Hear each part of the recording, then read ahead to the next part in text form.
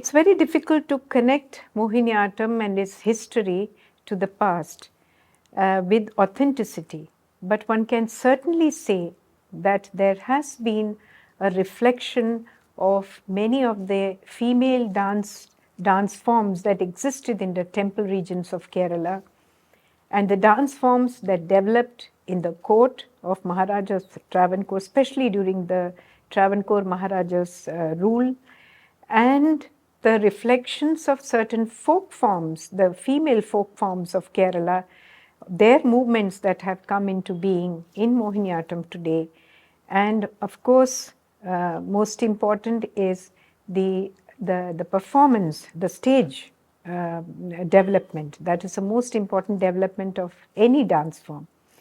So we can broadly divide the development of Mohiniyattam into Kovil Sampradaya, wherein we have some female dance forms and the movements and the gestures and the expressions which have been borrowed which have been adopted into the present day Mohiniyattam.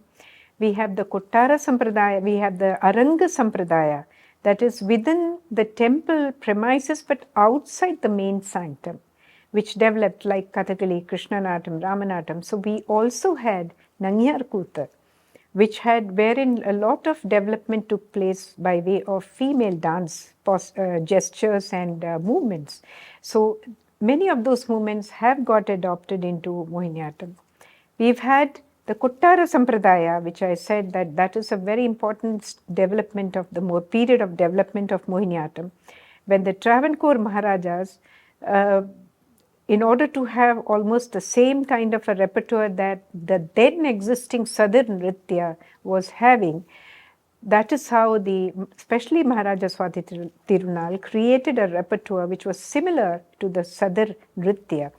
And so we had the Cholkatta, we had Jatiswaram, we had Padavarnam, Padam, and of course not the Javalis, but we did have something similar to Tillana at that time.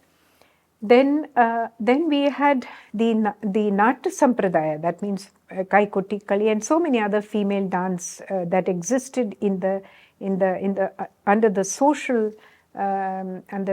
norms and the social system that prevailed at that period of time.